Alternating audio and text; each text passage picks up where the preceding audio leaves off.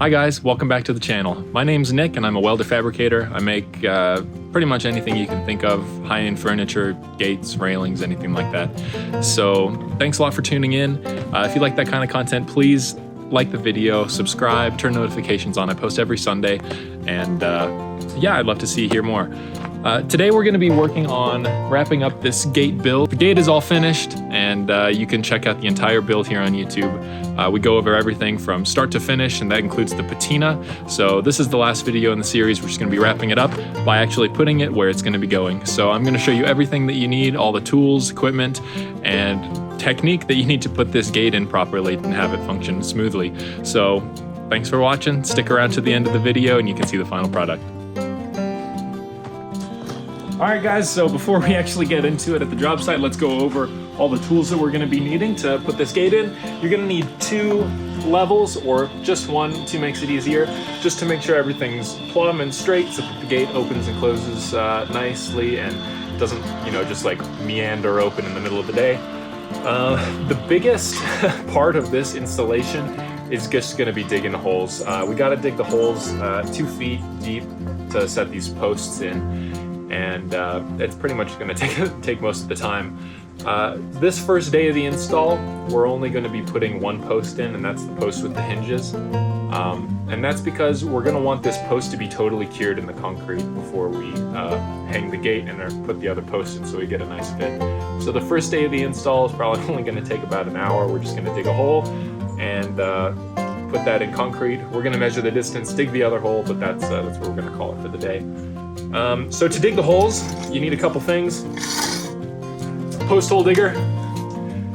It's all right, it's a shovel, but it helps to get the dirt out of the hole. You don't want to just use a normal shovel for digging post holes like this. It's just going to be a nightmare. I have a pike that I've welded a spear tip onto. You can tell that it needs a little bit of work now. It's kind of like messed up. But the pike is okay for, breaking out rocks and dirt and stuff. Pretty important to have one in case you run into something that you just can't break. I have a jackhammer, which I'm going to be bringing as well, just in case we can't, in case there's something crazy down in the ground that we need to bust through.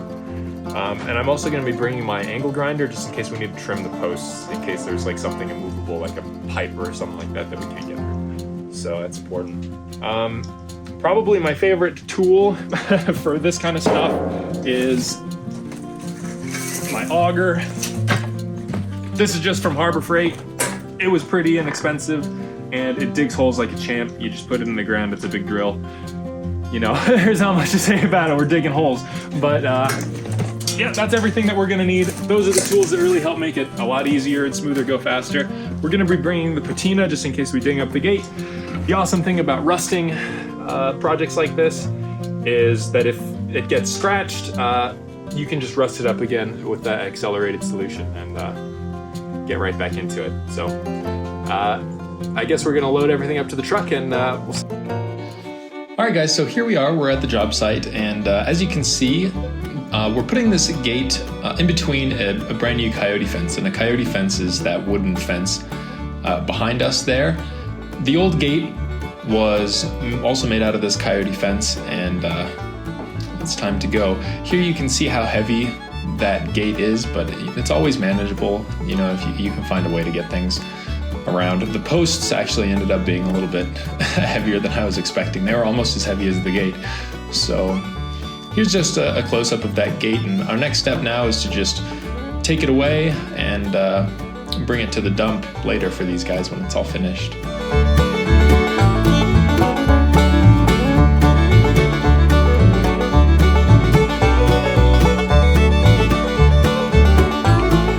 So now we're going to start digging holes, and we're going to start with the post hole digger. It's always good to give your auger a little bit of purchase before you start trying to put it into the ground.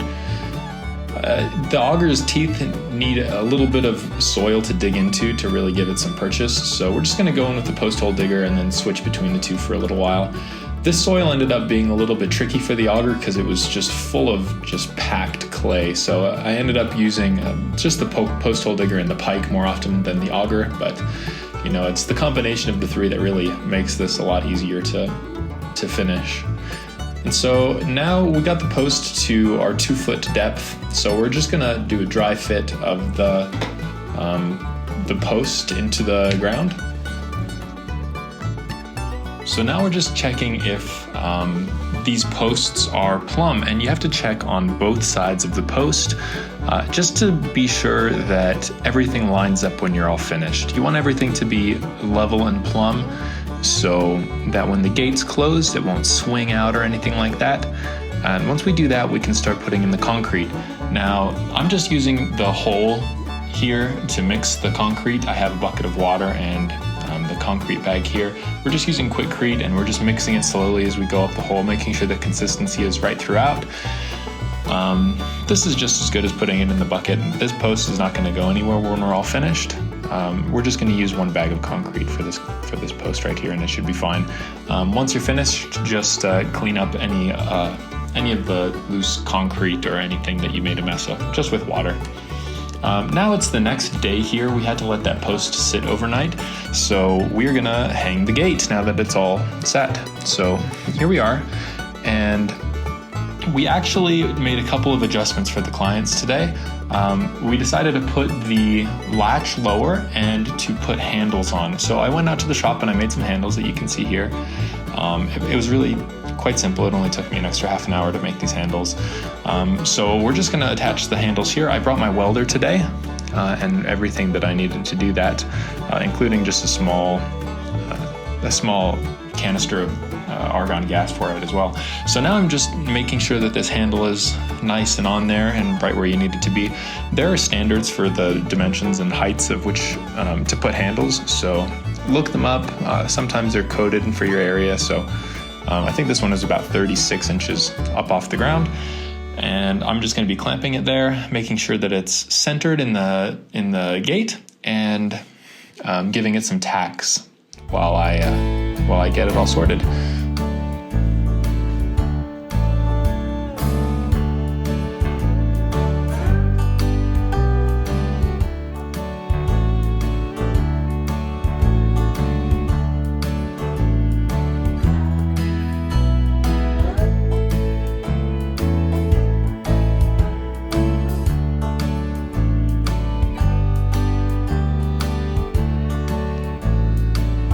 Alright, so now we're just going to finish up welding those handles. We're just running beads maybe on 3 sides on each one of these connection points, just so they're not going to go anywhere or hold a lot of water. We want to make sure that we weld the top section of the handle so that we don't get a ton of water in those handles.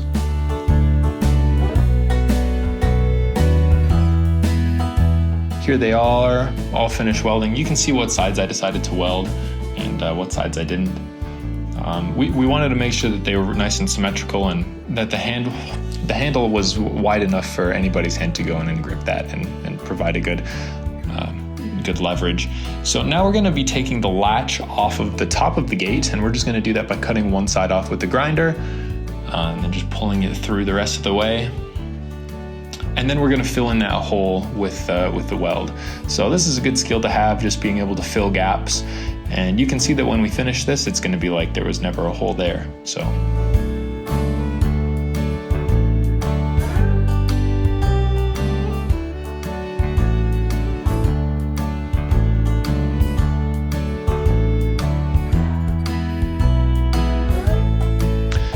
now here we're just going to be drilling the new hole for the latch, and we're going to do it right above that door handle so that you can operate the latch without having to move your hand off of the handle. And we're just going to tack that back into place, and then we're going to run a bead around the rest of that latch just to make sure that it's really secure, because it is going to be facing a lot of pressures, and it's quite a thin piece of steel, so we want to make sure that that's really on there.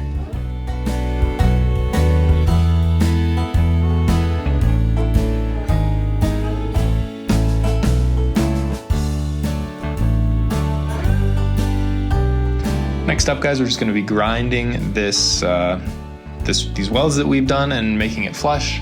So there we go. It's like it never happened. The latch is moved now, and we get to go on to the next post. I like to do the posts on separate days. So just do the one post the first day, get that nice and set. and then come back and hang the gate and do the second post the next day, just so that you can see that we get both of the posts to line up perfectly with the top of the gate.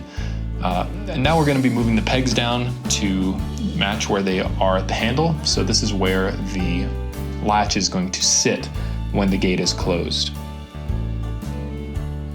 We're going to cut the excess of that off so that it's a lot shorter and less noticeable, just enough so that the latch, there's no way for it to fall off, but not so long as it was before, where it's kind of like, who put this huge piece of steel here? So we just want to make it a little bit cleaner. And now I'm just going to go around and finish the final touches. I brought my blackening solution, and I also brought the patina with me so that we could fix up any places that we ground off and patina them again.